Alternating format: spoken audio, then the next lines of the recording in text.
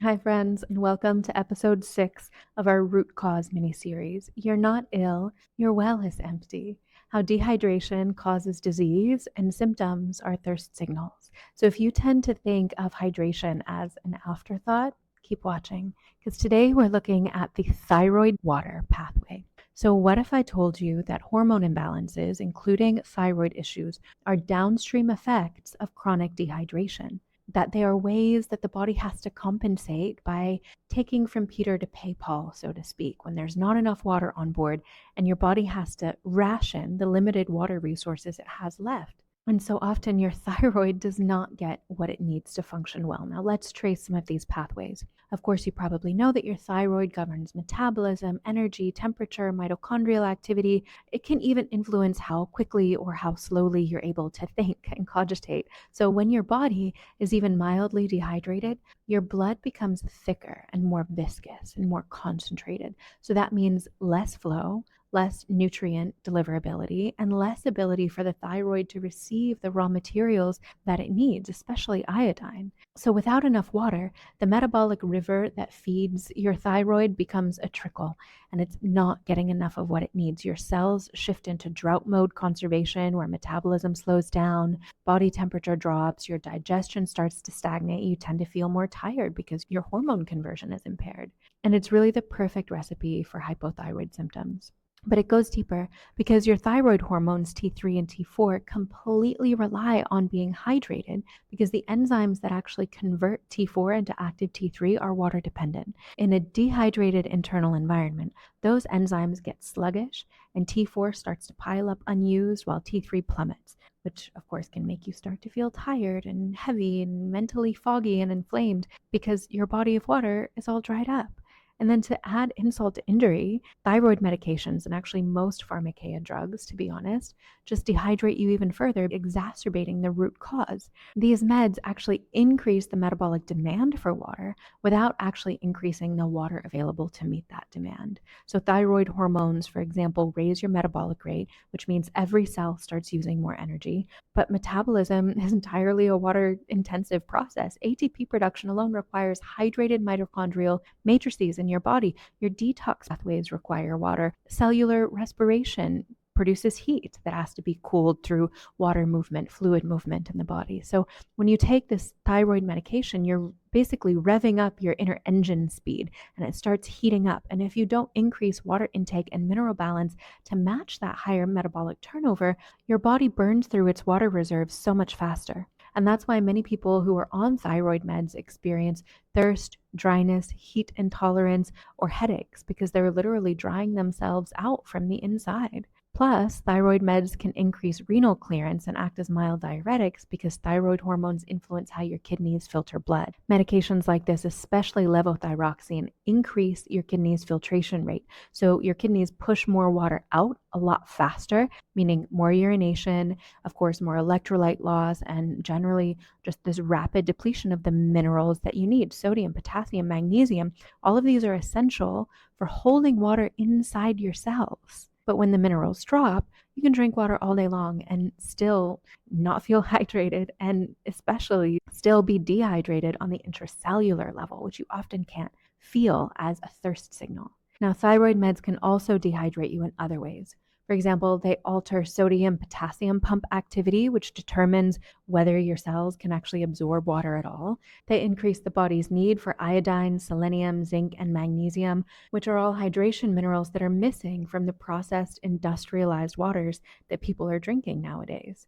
They increase heat production, which again evaporates your internal waters because of the increased metabolic rate that we talked about. They can worsen adrenal stress, which is another hidden drain on hydration, and so much more. It's just really sad to me. It's heartbreaking, actually, how many medications mask symptoms while actually deepening the root cause. It's like Dr. Freyadun Batman-Gelage said, we have to stop treating thirst with a medication, especially when a lot of these medications just make us thirstier at a cellular level. And then there's the water that you're drinking on top of that, because even if you find yourself in that unfortunate downward hormonal spiral and that vicious cycle of taking dehydrating meds to make up for a disease that's based in dehydration, you decide to help your body climb out of it, you might be doing more harm than good if you're not drinking the right kind of water. The very water that should hydrate us, that should be the medicine that makes us well, literally filling our cellular wells with watery wellness, can be a major contributing factor to illness.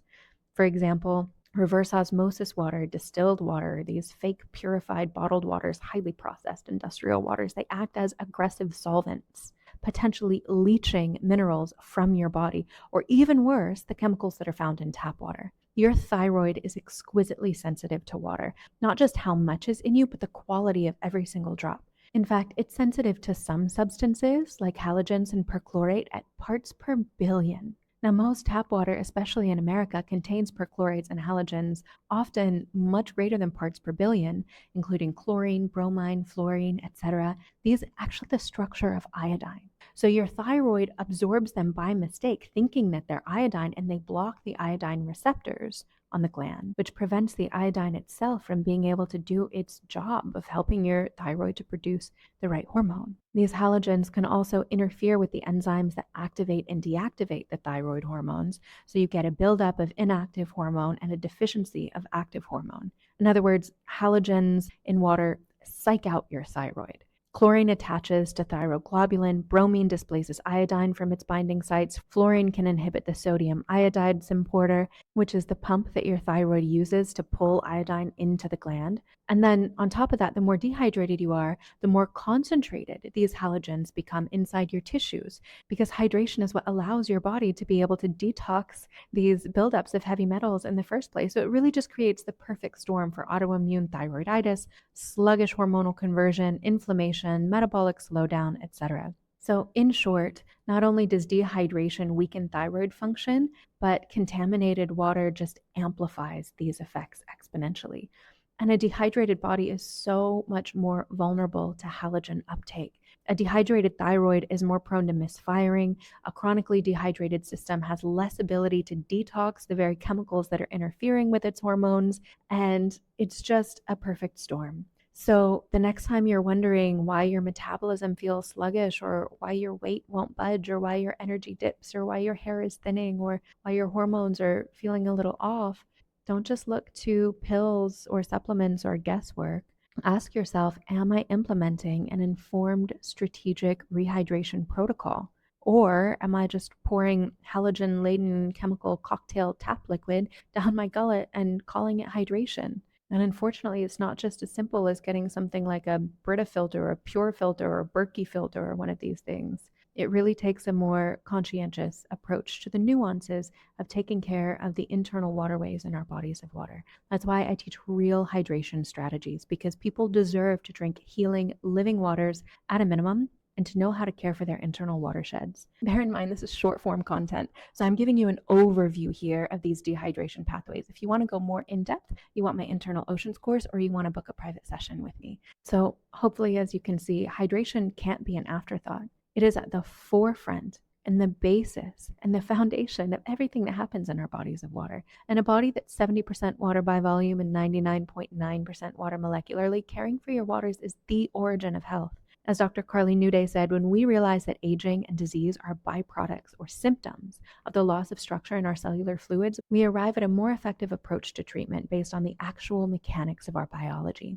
Research in the field of structured liquid crystalline water can, should, and eventually will revolutionize and transform healthcare and medicine, aging and life expectancy, disease treatment and prevention, including that of mental illness and genetic defects. And as Dr. Freydon Batman-Gelage said, it is unintentional chronic dehydration that causes pain and disease, including cancer in the body. As Dr. Masaru Emoto said, it is chronic water shortage in the body that causes most of the diseases of the human body. And as Dr. Zach Bush said, if we could stay perfectly hydrated in the intracellular environment, our aging would slow down, if not reverse. Dr. Alexis Carroll said that if we renew the fluid surrounding the cell at regular intervals, in other words, stay hydrated, then the pulse of life could go on forever. Dr. Dana Cohen says learning how to hydrate is the first step in treating and preventing chronic disease. Now, I could give you countless examples like this from medical doctors around the world who see it in action every day. And I think it's time we start listening to these doctors who are devoting their lives and their careers to this research. It's time for the truth to come out. And the truth is, my friends, that water is life. And so hydration is health. And yes, it really can be that simple.